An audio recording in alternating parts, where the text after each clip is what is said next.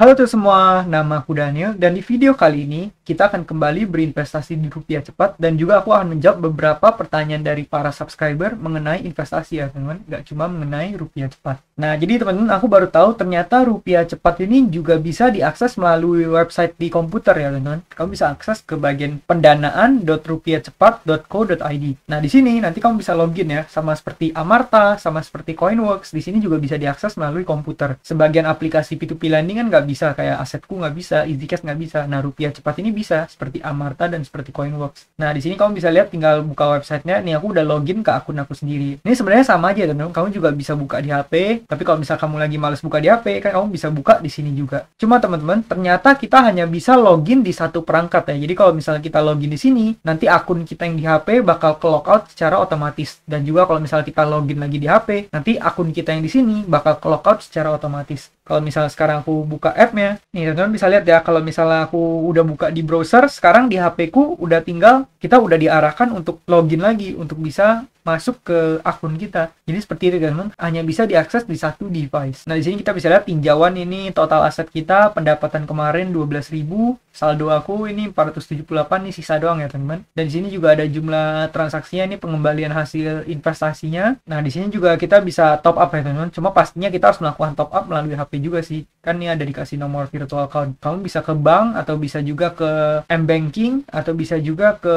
mobile BCA-nya ya teman-teman. Nah jadi menurutku ini cukup fleksibel banget ya. Nah kamu juga bisa mengakses penarikan di sini, sama seperti di HP ya teman-teman. Nah jadi ini merupakan salah satu poin yang membuat rupiah cepat jadi cukup convenient ya teman-teman. Kalau kamu males buka di HP, kamu tinggal bisa buka di sini. Di sini juga ada transaksi saya, ini transaksi semua transaksi yang aku udah lakukan, informasi saya nih, identitas diri, kartu bank. Dan di sini kita juga bisa melakukan pendanaan ya teman-teman. Caranya kamu tinggal ke bagian home, kamu pencet ini. Nah di sini kan kamu bisa melakukan pendanaan. Di sini kamu bisa lihat ada list pendanaan orang-orang yang mendanai teman-teman. Nih kamu lihat di sini ada yang mendanai sampai 12 miliar. Waduh, itu luar biasa gede banget ya teman-teman. Aku aja cuma masukin total portofolioku hanya sekitar 20-an juta. Ini ada yang sampai 12 miliar, 11 miliar, 6 miliar, 5 miliar. Kalau misal kamu masukin 2 miliar, waduh, nanti nama kamu juga bisa muncul di sini ya teman-teman. Cuma nih pastinya bagi orang yang memiliki dananya udah super besar, sampai salah satu diversifikasi aja dimasukkan ke rupiah cepat sampai miliaran ya pastinya teman-teman. Nah ya kita sekarang bakal berinvestasi lagi di rupiah cepat. Nih kalau kamu mau mendanai dari sini sebenarnya juga bisa ya. Kamu tinggal pencet investasi di sini. Nah, kita tinggal masukkan jumlahnya. Nah, kali ini aku pengen masukin 3 juta ya, teman-teman. Jadi, berapa dana yang kita perlu masukin kalau kita pengen mendanai sebanyak 3 juta? Caranya gimana? Caranya tinggal 3 juta dikurangi dengan saldo kita saat ini, 3 juta, dikurangi dengan saldo kita saat ini yaitu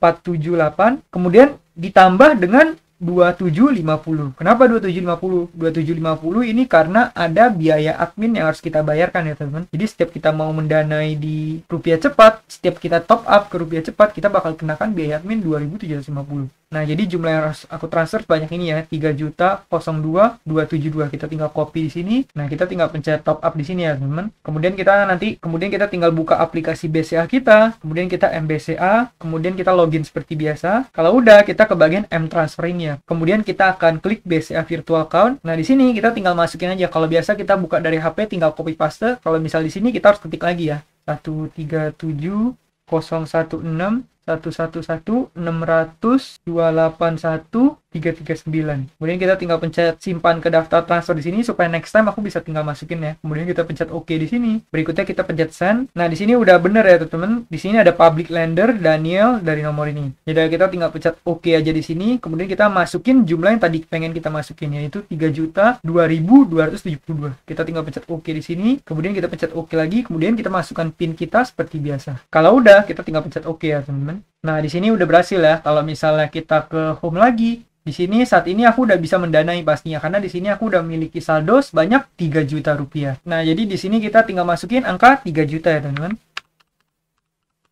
Kita kemudian tinggal berikan pinjaman, konfirmasi investasi. Di sini kenapa aku ambil tenor yang paling panjang? Ini karena aku lebih suka passive income. Jadi aku biasanya ambil tenor yang paling panjang, sekaligus aku manfaatin bunga yang lebih tinggi, teman-teman. Lagian dana yang aku gunakan ini adalah uang dingin. Nah, di sini udah pendanaan sukses. Kalau kita lihat ke home kita, terus kita cek ke bagian saya. Nah, di sini total asetku udah bertambah ya, teman-teman. Jadi 30 juta sekian. Tadi kan 27 juta sekian, sekarang udah 30 juta sekian. Di sini pendapatan kemarinnya 12.000. Nanti mungkin karena kita udah mendanai 3 juta lagi, nanti mungkin pendapatan kemarinnya bakal sedikit bertambah ya. Mungkin jadi 13 atau 14 ribu sekian. Lumayan ya teman-teman, kita nggak ngapa-ngapain dapat passive income sebanyak beberapa belas ribu dalam sehari. Mungkin kamu lihat, wah mungkin ini angkanya kecil, tapi kalau misalnya total aset yang kamu taruh besar, katakan kamu masukinnya udah 300 juta, itu penghasilan per harinya udah sama dengan bisa 140 ribu lebih ya teman-teman. Itu udah lumayan banget ya. Mungkin sama aja seperti halnya aku masukin ke EasyCash sebanyak 200-an juta, bisa dapat passive income-nya lumayan ya teman-teman. Tapi ingat, ini adalah investasi yang tinggi resiko, jadi jangan lupa untuk kamu melakukan yang namanya diversifikasi. Porto kamu jangan semuanya ditaruh di satu instrumen. Nah, jadi gitu ya teman-teman, cara untuk mendanai rupiah cepat melalui aplikasi di PC kita atau di web browser ya teman-teman. Nah, berikutnya aku ingin menjawab beberapa pertanyaan dari teman-teman sekalian, yaitu yang pertama dari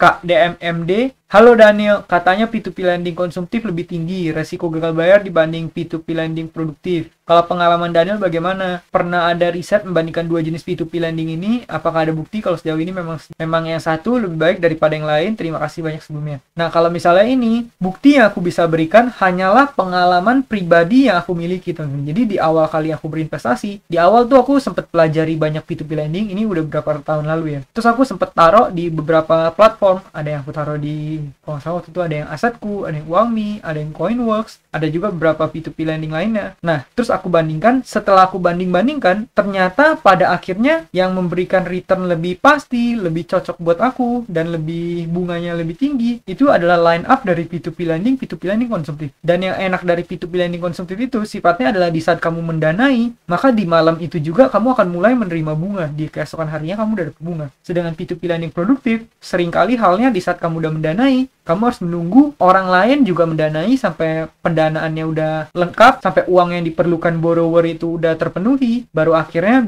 dananya bisa disalurkan ke borrower. Dan itu pun biasanya memakan waktu hingga beberapa hari. Itulah yang membuat aku berpikir bahwa, wah ternyata kalau P2P lending produktif itu malah kurang efektif ya, karena harus nunggu berapa hari sampai dananya penuh, nanti belum lagi kalau misalnya dananya dibalikin atau apapun. Sedangkan P2P lending konsumtif, malah kita taruh uang langsung dibalikan. Nah, karena itu, jadi di saat tahun-tahun awal aku mendanai, kebanyakan aku masuknya di line up P2P lending konsumtif. Karena dari secara bisnis model emang menurut aku lebih cocok ya. Cuman seperti yang kamu ketahui, yang pastinya P2P lending konsumtif secara teori harusnya lebih tinggi resiko. Karena pinjaman kita disalurkan ke pinjaman yang konsumtif, bukan pinjaman produktif. Kalau pinjaman konsumtif kan buat keperluan yang nggak perlu, misalnya kayak orang beli HP, orang beli keperluan yang gaya hidup, bukan buat sesuatu yang menghasilkan uang, bukan buat sesuatu yang produktif, bukan buat untuk keperluan mendanai sebuah bisnis atau apapun itu yang berhubungan dengan menghasilkan uang ya teman-teman. Nah, jadi riset yang bisa aku tunjukkan adalah pengalaman pribadi aku aja, dimana dari beberapa tahun ke belakang, kebanyakan uang yang aku hasilkan lebih banyak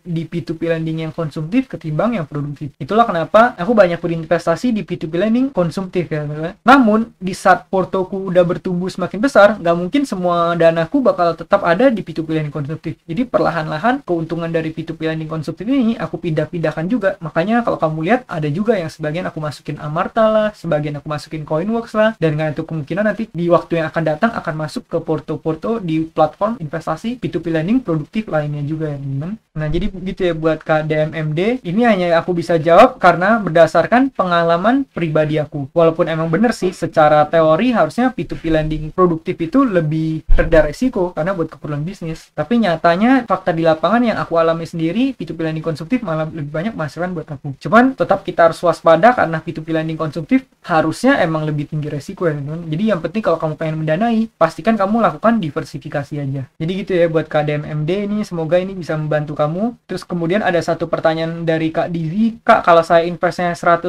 portofolio saya di sini gimana? Saya sangat suka poin-poin Kak di menit 10.51 dan seterusnya. Nah, jadi teman-teman, ini seperti poin yang udah aku sampaikan di jawaban yang tadi, yaitu dalam kita berinvestasi, itu mau seyakin apapun kita terhadap suatu instrumen, aku tetap kurang merekomendasikan kalau kamu taruh 100% portofolio kamu di situ ya. Karena kenapa? Karena dengan kamu taruh 100% porto di sana, artinya resiko yang kamu tanggung kalau kamu rugi di sana adalah 100%. Sedangkan dengan kamu bagi menjadi 2 porto aja, itu berarti resiko kamu udah kebagi setengahnya. Nah, semakin banyak kamu bagi lagi, maka resikonya akan semakin kecil lagi. Cuman ada sampai di satu titik di mana kalau kamu udah nambah diversifikasi pun, itu resikonya udah nggak gitu terbagi. Jadi ada baiknya kamu sebaiknya membagi ke dalam beberapa diversifikasi. Tapi yang perlu aku tekankan adalah kamu nggak perlu baginya terlalu luas. Misalnya contoh kamu punya uang 10 juta, tapi kamu taruh di 20 P2P lending. Waduh, itu kan pusing sendiri nanti malah ngurusnya. Setiap P2P lending ada 500.000. Terus nanti kamu malah pusing. Setiap hari kamu harus kontrol 500.000 di 20 P2P lending yang berbeda. Nah, itu yang disebut dengan over diversified.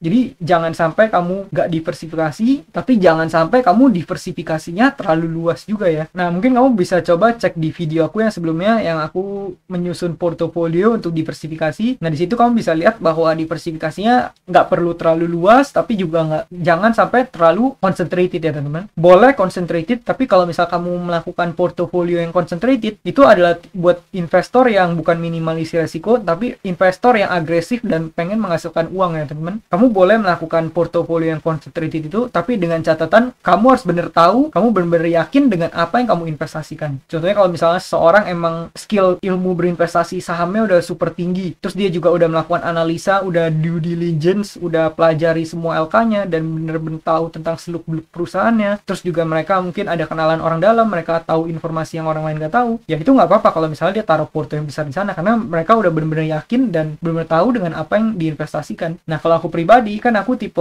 investor yang tujuannya adalah untuk minimalisir resiko. Makanya aku melakukan yang diversifikasi yang cukup luas. Jadi diversifikasi itu disesuaikan dengan gaya main kamu. Cuma kalau misal kamu pengen invest 100% portofolio di satu titik, aku tetap kurang merekomendasikan. Sebaiknya kamu pisah aja ya. Walaupun misalnya kamu yakin banget dengan Coinworks, ya udah kamu taruh lebih banyak di situ, tapi jangan sampai semua uang kamu taruh di situ, teman. Karena pada akhirnya nggak ada sesuatu yang too big to fail ya. Pada akhirnya institusi segede apapun mereka bisa aja collapse suatu saat nanti. Jadi kita seorang investor juga jangan terlalu overconfident, kita juga harus perlu agak sedikit skeptis ya teman. Jadi tetap aku sarankan kamu kalau bisa kamu diversifikasi aja, cuman jangan sampai terlalu luas juga. Jadi gitu ya buat Kak Dizzy, semoga jawaban ini bisa membantu. Nanti kalau misalnya ada pertanyaan kamu boleh tanya-tanya lagi ya. Berikutnya adalah Kak Elite Clash Royale, main aman aja lah, beli emas dari dulu sampai sekarang jarang turun yang bikin rugi. Nah, kalau misalnya buat instrumen investasi emas, ini kamu pengen investasi di sini ya sebenarnya ini juga nggak apa-apa ya. Emas itu tergolong investasi di komoditi dan investasinya tergolong aman. Kalau menurut aku pribadi, sebenarnya emas itu rendah resikonya, tapi menurut aku pribadi emas itu lebih ke arah untuk memproteksi nilai aja. Jadi kalau misalnya nanti ada krisis, pasti harga emas bisa naik. Kenapa harga emas bisa naik? Karena harga emas itu sebenarnya tetap sama, cuman secara relatif nilai uang akan menurun. Makanya secara relatif emas jadi naik, teman-teman. Jadi sebenarnya emas itu lebih ke arah untuk mempertahankan nilai atau hedging atau gunanya buat lindung nilai. Jadi emas itu sebenarnya kalau misalnya mau krisis, ya kamu beli emas nggak apa-apa. Nanti pada saat krisis harga emas naik bisa kamu jual ya teman-teman. Nah, cuma kalau misalnya kamu tanya aku pribadi, aku investasi di emas atau enggak, aku pribadi kurang suka instrumen yang satu ini. Karena menurut aku pribadi secara produktivitas menurut aku kurang ya. Karena emas kalau misalnya kita diemin ya emas itu tetap bakal jadi segitu. Kita beli emas katakan 1 kilogram, ya dalam 10 tahun emasnya juga tetap 1 kilogram teman-teman. Sedangkan kalau misalnya kita invest di bisnis, kita invest di saham, mungkin perusahaan tersebut udah bertumbuh,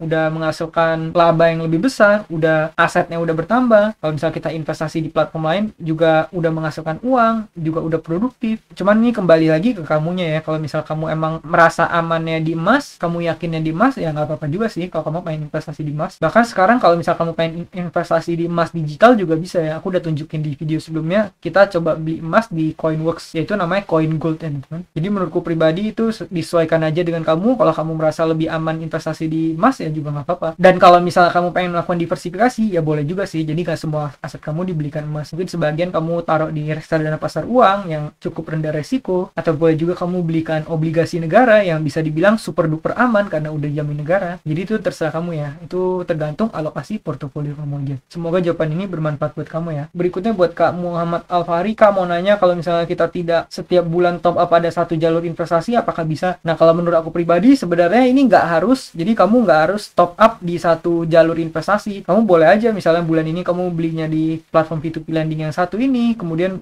bulan depan yang P2P lending B, bulan depan lagi P2P lending C, itu terserah kamu. Cuma kalau misalnya kamu pengen dollar cost averaging saham, atau misalnya kamu pengen DCA-in suatu reksadana saham, ya itu akan lebih baik kalau misalnya kamu belinya secara berkala dan dibelinya konsisten, beli yang sama. Misalnya kamu pengen DCA-in BCA atau BRI, ya udah setiap bulan kamu setiap tanggal sekian kamu beli BCA, setiap tanggal sekian kamu beli BRI. Nah, jadi kalau menurut aku pribadi ini tergantung sama instrumennya apa dan tergantung metode yang kamu gunakan. Kalau kamu tipe yang pengen lump sum, misalnya kayak aku, yang cara mainku adalah setiap ada uang aku tinggal taruh ke instrumen yang biasanya sifatnya fix. Jadi kalau misalnya aku pribadi, aku nggak stick ke satu jalur investasi. Tapi kalau misalnya mungkin kamu pengen pakai metode yang dollar cost averaging di saham, ya otomatis kamu perlu melakukan yang namanya satu jalur investasi ini. Jadi kalau menurut aku pribadi, ini disesuaikan dengan gaya investasi kamu ya. Kamu pengen menggunakan metode yang apa. Semoga jawaban ini bisa sedikit membantu kamu ya. Nanti kalau misalnya kamu masih bingung, kamu boleh tanya di kolom komentar, nanti aku akan berusaha jawab. Nah, jadi sekian ya teman-teman video pada kali ini.